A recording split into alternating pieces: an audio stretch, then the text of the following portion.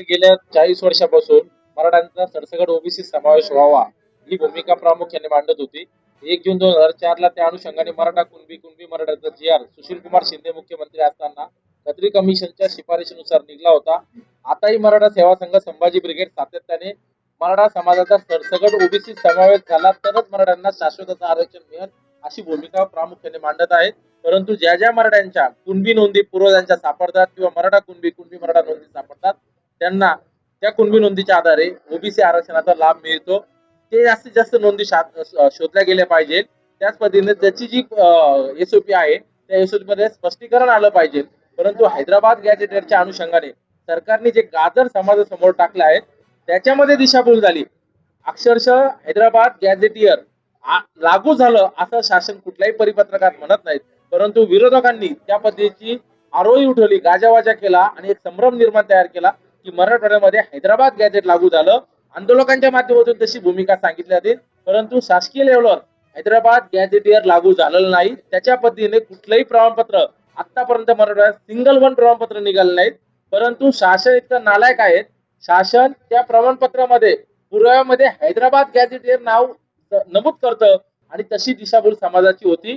समाजातले लोक त्या संभ्रमात आहेत की हैदराबाद गॅझेटियर लागू झालं म्हणून मनोज जरांगे पाटलांच्या तोंडातून वगळून घेतलं जातं आणि परंतु शासकीय लेवलवर कुठल्याही कागदपत्रामध्ये अशी नोंद नाही किंवा कुठलाही असा कायदा किंवा शासन परिपत्रक नाही की मराठवाड्यामध्ये मराठा समाजाला हैदराबाद गॅझेट लागू केलं आहे.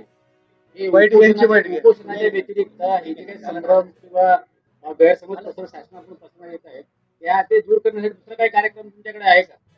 खरं तर मराठा समाजाच्या मागण्या शासनाने दोनदा तीनदा चारदा मराठा समाजाला फसवलं.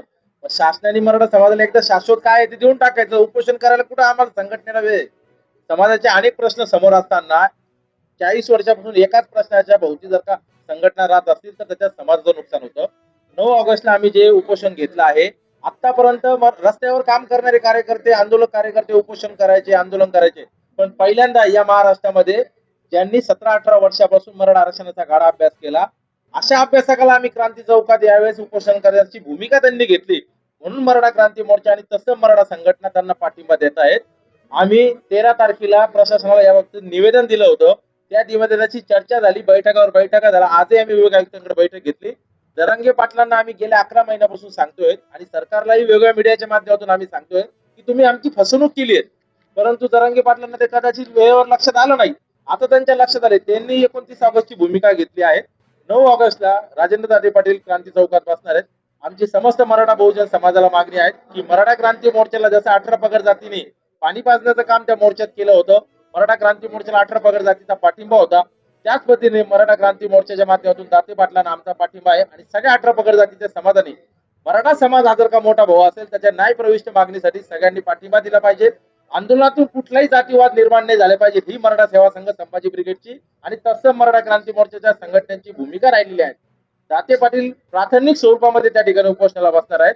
समाजातल्या सर्व तरुणांना जे आहे त्यांना माझं आव्हान आहे की आपण त्या ठिकाणी त्या आंदोलनाला पाठिंबा देण्याकरता आपण त्या ठिकाणी यावं एवढं आव्हान करतो. मराठा क्रांती मोर्चातर्फे पत्रकार परिषद आयोजित करण्यात आलं होतं. येत्या 9 ऑगस्टला येत्या 9 ऑगस्ट क्रांती दिन आहे आणि महाराष्ट्रातला पहिला मोर्चा 10 वर्षापूर्वी आम्ही क्रांती चौकातून काढला होता आणि त्यामुळं येत्या 9 तारखेपासून मराठा समाजाच्या मागण्यासाठी आमचे जे राजेंद्र दाते पाटील आहेत ते उपोषणाला बसत आहेत आणि आम्ही मराठा क्रांती मोर्चाचे सर्व पदाधिकारी आम्ही त्यांना पाठिंबा देत आहोत. तर मला या ठिकाणी मला एकच सांगायचंय की मराठा समाजाचे एवढे आंदोलन झाले, त्या प्रत्येक आंदोलनात सरकारनं मराठा समाजाला लबाड बोलण्याचं काम केलेलं आहे. आता सांगितलं की हैदराबाद गॅजेट लागू झालेला आहे, परंतु हैदराबाद गॅजेट मध्ये कुठेही कुणबी नावाचा उल्लेख जर नसेल, वंशावळी नसेल तर तुम्हाला आरक्षण मिळणार नाही. याचा अर्थ असा होतो की मराठवाड्यातल्या 90 ते 95% मराठ्याला सर्टिफिकेट मिळत नाही, कुणबी मिळत नाही, परंतु सरकारने लबाड बोललेला आहे.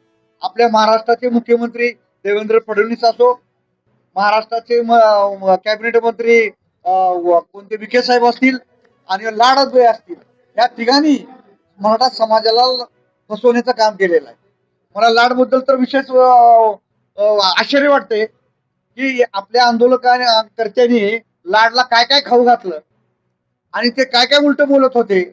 परंतु एक दिवस लाड साहेबाला साक्षात्कार झाला आणि त्यांनी सांगितलं की मराठा समाजासाठी मी माती खाऊ. ते इथं आले, मग माती खाल्ली का माती कालवली हेच मला कळत नाही.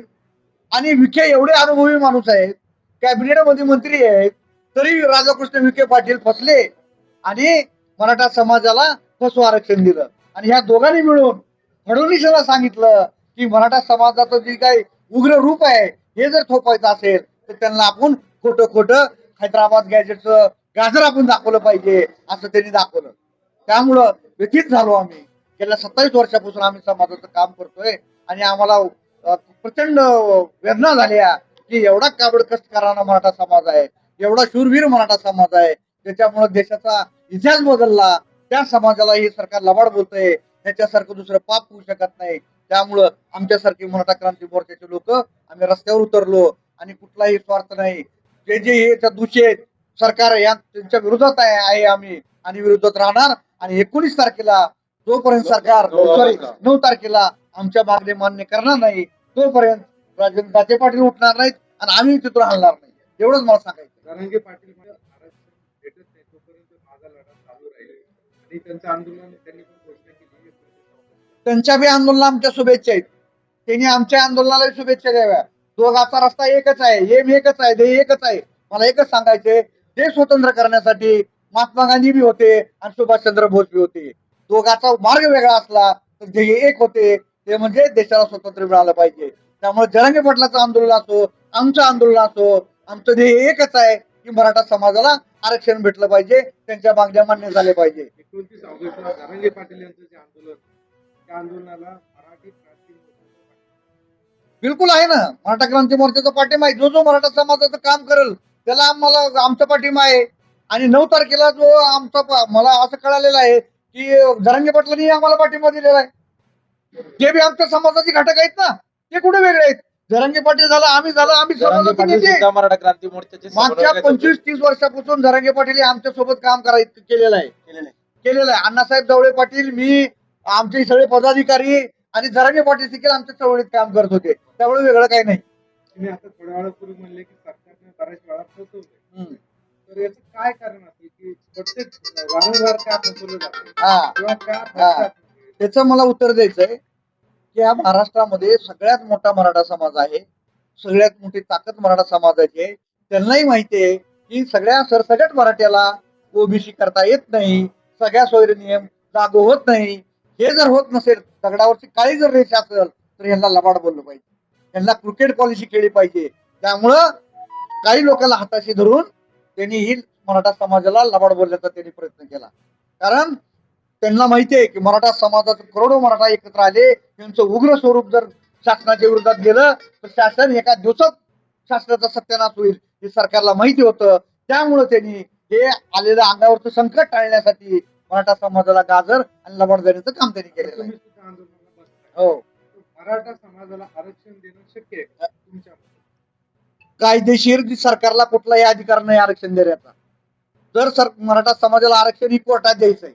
त्यामुळे जे आमचे केंद्र सरकारने आरक्षण द्यायचा अधिकार आहे आणि कोर्टामध्ये अधिकार आहे. त्यामुळे जे आमचे अभ्यासक आहेत दाते पाटील आणि भानुशी पाटील हे तुम्हाला आरक्षणाबद्दल सविस्तर सांगतील. हे तुम्हाला सांगायचं.